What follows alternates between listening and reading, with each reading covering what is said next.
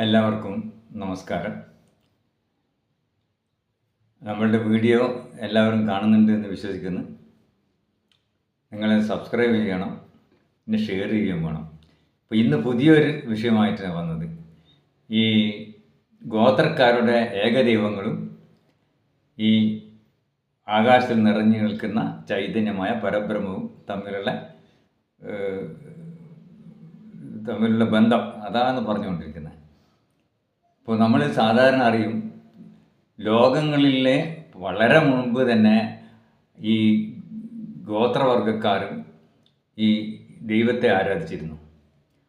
ഇന്നും ഒരുപാട് ഗോത്രവർഗക്കാർ ഈ ലോകത്തിൻ്റെ പല ഭാഗങ്ങളിലും ഈ ദൈവത്തെ ഏകദൈവത്തിലെയാണ് ആരാധിക്കുന്നത്.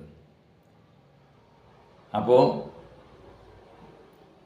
ഈ ഏകദൈവം എന്ന് പറഞ്ഞാൽ ഈ രൂപമില്ല. അപ്പോൾ രൂപമില്ലാത്തത് അതിൻ്റെ എത്ര വലുപ്പമുണ്ടെന്ന് നമുക്ക് പറയാൻ പറ്റില്ല. കാരണം രൂപമില്ലാത്തതിന് വലുപ്പത്തിനെ പറ്റി പറയാൻ പറ്റില്ല. അങ്ങനെ ഇന്നും 100 മേലെയുള്ള ഗോത്രവർഗക്കാർ ഏകദൈവ വിശ്വാസികളാണ്. അവരുടെ ദൈവങ്ങളെല്ലാം ആകാശത്താണുള്ളത്. അവർ ഈ ദൈവത്തിൻ്റെ പേരിൽ തമ്മിൽ സംഘടനകളും ഇടയ്ക്ക് ഉണ്ടാകാറുണ്ട്. ആ സംഘടനകൾ ഇന്നും തുടർന്നുകൊണ്ടിരിക്കുന്നുണ്ട്. അപ്പോൾ ഇനി നമുക്ക് ഈ ആകാശത്തെക്കുറിച്ചിട്ട് സംസാരിക്കാം. ഈ ആകാശം എന്ന് പറഞ്ഞാൽ നമുക്ക് മേലെ കണ്ണെത്താത്ത ദൂരത്ത് സ്ഥിതി ചെയ്യുന്ന ആകാശം, ഈ പ്രപഞ്ചത്തിൻ്റെ ചുറ്റും ആകാശം, പ്രപഞ്ചത്തിൻ്റെ താഴെയും ആകാശം. ഈ ആകാശത്തിൽ നിറഞ്ഞു നിൽക്കുന്ന ഒരു ശക്തി ചൈതന്യമുണ്ട്. അതിനാണ് പരബ്രഹ്മം എന്ന് ഋഷികൾ പറഞ്ഞത്. ഈ പരബ്രഹ്മത്തിലാണ്, അതായത് ഈ വളരെ വിശാലമായിട്ടുള്ള ഈ ആകാശം, അത് തന്നെയാണ് പരബ്രഹ്മം. ഈ മഹാപ്രപഞ്ചത്തിലും ഈ പ്രപഞ്ചം ഉണ്ടാക്കിയത് തന്നെ ഈ ആകാശം കൊണ്ടാണ്. അതുകൊണ്ട് പ്രപഞ്ചത്തിൻ്റെ ഒന്ന് ഈ അഗ്നി, ജലം, ഭൂമി എന്ന് പറയുന്നതിന് ഒന്ന് ആകാശമാണ്. പഞ്ചഭൂതങ്ങളിൽ ഒന്ന് ആകാശമാണ്. അപ്പോൾ ആകാശം മേലെ മാത്രമല്ല, എല്ലാ വ്യക്തികളിലും ഈ ആകാശമുണ്ട്.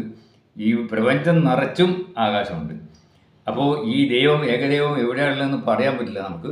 എന്തായാലും ഒന്ന് പറയാം, എല്ലാവരുടെയും ഏകദൈവങ്ങൾ ആകാശത്താണ് സ്ഥിതി ചെയ്യുന്നത്. അതെവിടെയാണെന്ന് പറയാൻ പറ്റില്ല.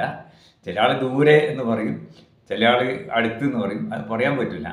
അപ്പോൾ നമുക്കിതിൻ്റെ ദൂരമൊന്നും ചിട്ടപ്പെടുത്താൻ പറ്റില്ല. അതുകൊണ്ട് ഈ ഏകദൈവത്തിൻ്റെ പേരിൽ ആരും അങ്ങോട്ടും ഇങ്ങോട്ടും സംഘടനത്തിൻ്റെ ആവശ്യമില്ല. കാരണം ഏകമായിട്ടുള്ള ഈ രൂപമില്ലാത്ത ഈ ദൈവത്തെയാണ് എല്ലാവരും ദൈവമായിട്ട് പറയുന്നത്, ആരാധിക്കുന്നത്. അതുകൊണ്ട് അതിൻ്റെ പേരിൽ സംഘടനത്തിൻ്റെ ആവശ്യമില്ല. പിന്നെ ഉള്ളത് എങ്ങനെയാണെന്ന് വെച്ചാൽ ഓരോരുത്തരും ഓരോ ജീവിത ശൈലിയെല്ലാം ഉണ്ടാക്കിയിട്ടുണ്ട്. അതാണ് അപകടം. അതിൻ്റെ ആവശ്യമില്ല. ഈശ്വരവിശ്വാസികൾക്ക് എല്ലാവരും ഒന്ന് തന്നെയാണെന്ന് മനസ്സിലാക്കുക. അപ്പോൾ ഈ പരബ്രഹ്മത്തിലാണ്, അതായത് ഈ ശൂന്യാകാശത്തിൽ ഉള്ള ചൈതന്യത്തിലാണ് ഈ എല്ലാവരുടെയും ഈ ഏകദൈവങ്ങൾ സ്ഥിതി ചെയ്യുന്നത്.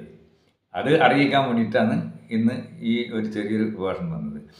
അവിടെ ഒരു സംഘടനത്തില്ല, എല്ലാം ഈ ഒന്നായിട്ടുള്ളതാണ്. എല്ലാവരും ഒരുമിച്ചാണ്. ദൈവത്തിന് ആരാഴ്ചയിലൊന്നുമില്ല, എല്ലാം ഒന്ന് തന്നെയാണ്. അതിൻ്റെ സംഘടനത്തിൻ്റെ ആവശ്യം ഇല്ല. സമാധാനത്തിൻ്റെ പാത മാത്രമേ ആവശ്യമുള്ളൂ. അപ്പോൾ ഇത് പറയാനാണ് ഇന്ന് വന്നത്. എവിടെയാണ് സംഘടനത്തിൻ്റെ ആവശ്യം? എല്ലാവരും ദൈവവും ഏകദൈവങ്ങളും ആകാശത്ത് രൂപമില്ലാത്ത സ്ഥിതി ചെയ്യുന്നല്ലേ. പിന്നെ എന്തിനാണ് സംഘടനത്തിൻ്റെ ആവശ്യം? അതിന് ഒരു ആവശ്യമില്ല. അപ്പോൾ അത് പറയാം. അപ്പോൾ നാളെ വേറൊരു വിഷയമായിട്ട് നാളെ വരും. അപ്പോൾ ഇന്ന് കണ്ടത് സബ്സ്ക്രൈബ് ചെയ്യുക, ഈ ഷെയർ ചെയ്ത് കൊടുക്കുക, എന്നാലേ ആളുകൾക്ക് മനസ്സിലാവും. അപ്പോൾ നാളെയും കാണുക. അപ്പോൾ ഇത്രയും പറഞ്ഞുകൊണ്ട് ഞാനിവിടെ നമസ്കരിക്കുന്നു. നന്ദി, നമസ്കാരം.